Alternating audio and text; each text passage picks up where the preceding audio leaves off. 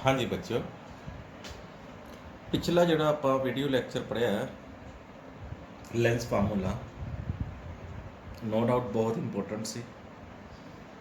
उम्मीद है थानू समझ आया होगा। तो उहदे नाल रिलेटेड अगला टॉपिक करन जा रहे हैं, वो है लीनियर मैग्नीफिकेशन। ठीक है, लीनियर मैग्नीफिकेशन थानू पता होना चाहिए कि लेंस चाहे कन्वैक्स होवे चाहे कनकेव होवे, लेंस मैगनीफाई करते हैं है ना। तो वो मैगनीफिकेशन की की वैल्यू है, आओ डिस्कस करते हैं। तो बच्चों सारे केस है, सारे केस मैं डायग्राम पहला बना रखी है। फिर मैं बार बार कह रहा बच्चों रे डायग्राम तुसी नीट एंड क्लीन बनानी है, बड़े साफ सुथरी बनानी है। रे डायग्राम के नंबर होंगे घट्टो घट्ट 1/3 नंबर, 1/4 या 1/3 नंबर। मतलब जो 3 नंबर का क्वेश्चन है तो 1 नंबर बनता है, जे 5 नंबर का क्वेश्चन है तो 2 नंबर या 1.5 या 2 नंबर भी थानू रे डायग्राम के मिल सकते हैं। तो जिन्हों रे डायग्राम आती है तो समझ लो वह अद्धा क्वेश्चन तो वैसे ही सही हो गया। तो लीनियर मैग्नीफिकेशन सब तो पहला केस है कन्वैक्स लेंस।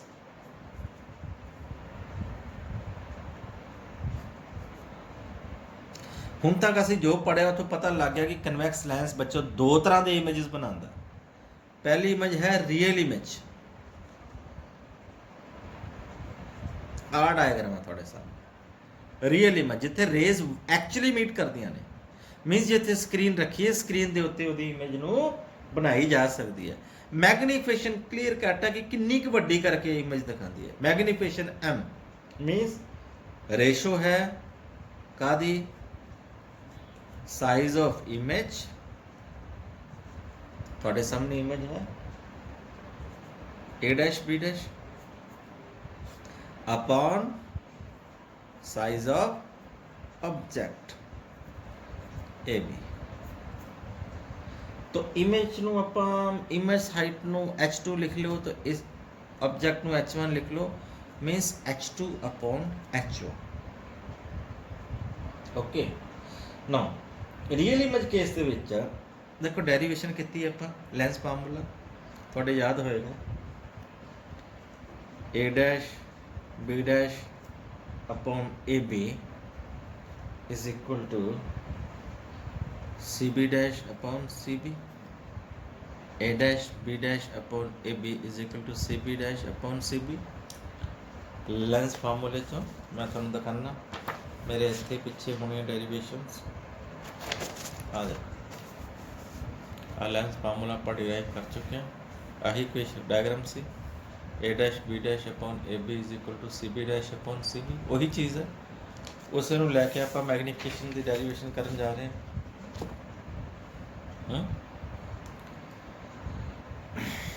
ए डैश बी डैश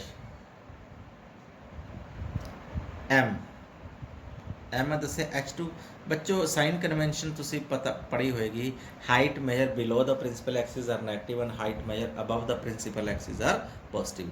जड़ियाँ तो उल्टियाँ हाइट्स होंदियां ने उन्होंने नेगेटिव लेने, मीनस ये होएगा minus of H2 upon plus of H1 and image आ हैगा C B dash, C B dash यह प्लस भी है क्योंकि इमेज अलोंग द इंसीडेंट रे है। तो सी बी नू इत्थे की लिखांगे माइनस ऑफ यू, तो सी बी डैश की वैल्यू पुट करांगे plus B upon minus of u. तो मैग्नीफिकेशन बच्चों एम की वैल्यू आ जाएगी, याद रखियो minus of H2 upon H1 है या फिर माइनस वी अपॉन यू, यही मैग्नीफिकेशन है रियल इमेज। ओके तो कंक्लूडिंग गल magnification if comes out to be negative numerical वास्ते जो मैग्नीफिकेशन एम की वैल्यू नैगेटिव आ गई तो nature of image is real and inverted, ये जरूर लिखना नाल तुसी रियल एंड इनवर्टेड। तो इतने मैग्नीफिकेशन नैगेटिव है। नैगेटिव पता करने वास्ते आपां हाइट्स की रेशो देखनी है ना। सैकेंड केस है B part virtual image case, virtual image case. ਤੁਹਾਡੇ ਸਾਹਮਣੇ ਡਾਇਗਰਾਮ ਸੇਮ ਹੈ ਦਿਖਾਈ ਹੋਈ ਹੈ। ਏ ਡੈਸ਼ ਜਦੋਂ ਏ ਬੀ ਫੋਕਸ ਤੋਂ ਅੱਗੇ ਚਲਾ ਜਾਂਦਾ ਹੈ, ਇੱਥੇ ਫੋਕਸ ਆ, ਫੋਕਸ ਤੋਂ ਅੱਗੇ ਚਲਾ ਜਾਂਦਾ, ਤਾਂ ਪ੍ਰਿੰਸੀਪਲ ਐਕਸਿਸ ਦੇ ਪੈਰਲ ਜਿਹੜੀ ਰੇਜ਼ ਆ ਉਹ ਫੋਕਸ ਤੋਂ ਲੰਘੇਗੀ ਤੇ ਇੱਕ ਆਪਟੀਕਲ ਸੈਂਟਰ ਤੋਂ ਲੰਘੇਗੀ, ਤੇ ਇਹਨਾਂ ਨੂੰ ਐਕਸਟਰਾਪੋਲੇਟ ਕਰਾਂਗੇ। They seems to be coming from A dash B dash. ਤਾਂ ਇਹ ਕੀ ਹੈ, ਵਰਚੁਅਲ ਇਮੇਜ ਬਣਿਆ। ਵਰਚੁਅਲ ਐਂਡ ਤੁਹਾਡੇ ਸਾਹਮਣੇ ਹੈ ਇਰੈਕਟ ਹੈ, ਵਰਚੁਅਲ ਇਮੇਜ ਹਮੇਸ਼ਾ ਇਰੈਕਟ ਹੀ ਹੁੰਦੀ। ਤਾਂ ਇਹਦੀ ਡਾਇਗਰਾਮ ਵੀ ਡੈਰੀਵੇਸ਼ਨ ਵੀ ਆਪਾਂ ਉਹੀ ਆਹੀ ਫਾਰਮੂਲਾ ਤਾਂ ਇਹੀ ਬਣਨਾ ਨਾ, A dash B dash upon is equal to C B dash upon C B. A dash B dash ਹੁਣ ਮੈਗਨੀਫਿਕੇਸ਼ਨ क्या ਲਿਖਾਂਗੇ, ਕਿਉਂਕਿ H1 भी पॉजिटिव है तो H2 भी पॉजिटिव है, means plus H2 upon H1। तो C B dash C B dash है, इस केस सी बी डैश भी बच्चों माइनस भी है, तो सी बी तो होंगी माइनस है, दोनों ही नेगेटिव है, means minus B upon minus भी कट्टे जाएंगे। तो बच्चों मैग्नीफिकेशन आ गई पॉजिटिव। तो जो मैग्नीफिकेशन पॉजिटिव आ गई तो नेचर ऑफ इमेज तुसी की लिखनी है, क्या? Yes, virtual and erect. Okay, nature of image in this case is virtual and erect. ये सी अपने दो केस कन्वैक्स लेंस वाले। हाँ जी, हुण एक केस है अपने कोल कनकेव लेंस।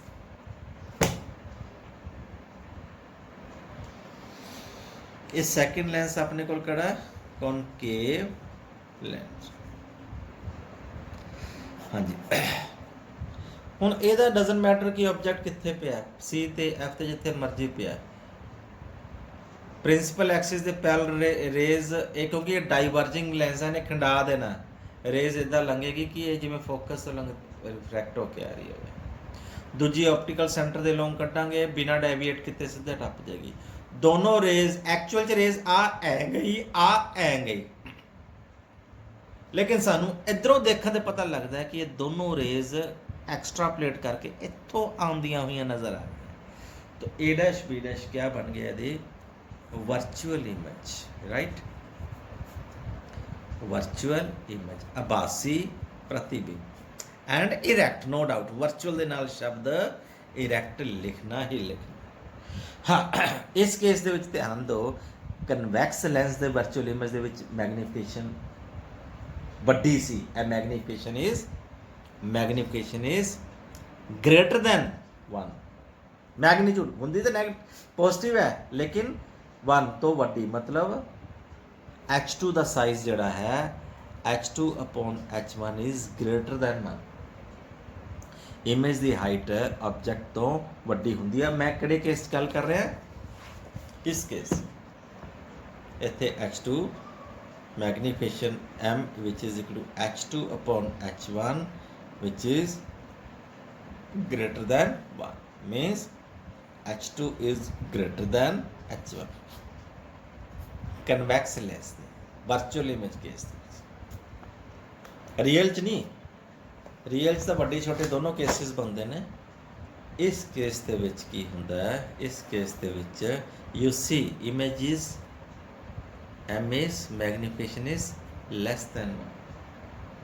चलो मैग्नीफिकेशन हुंदा की है, फार्मूला तो वही बच्चों, A dash B dash upon A B is equal to C B dash upon C B, वही डेरिवेशन तो लिया मैग्नीफिकेशन एम दा, right?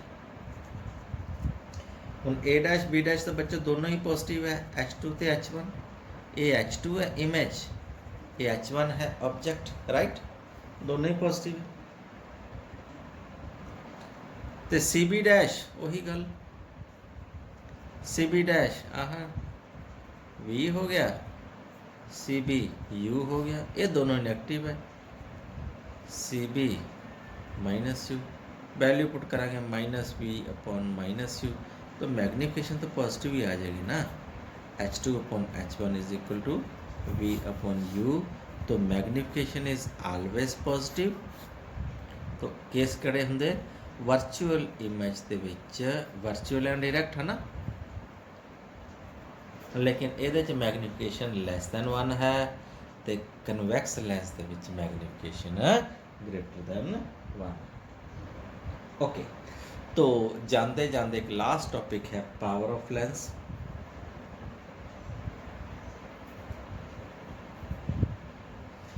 Power of a lens is defined as ability of the lens to converge a beam of light. Means it is a ability of a lens to converge oblique diverge a beam of light। एक beam of light ਨੂੰ ਕਿੰਨਾ ਕਨਵਰਜ ਜਾਂ ਡਾਈਵਰਜ ਕਰ ਸਕਦਾ। तो power the formula P is equal to 1 upon F। ਇਹ ਹੈ power reciprocal of focal length. तो याद रखो if focal length is if F is in 1 meter then power is 1 diopter means 1D is equal to 1 upon 1 meter means meter inverse। Okay, if focal length is 1 centimeter then power is equal to 100 upon F diopter। Okay, naturally 1 metre 100 centimetre होंगे। Okay, तो ये है अपने कोल power. Then we have combination of thin lenses in contact. Means बहुत सारे lens है ना, पतले पतले लेंस असी कॉन्टैक्ट दे विच रखे हुए हैं।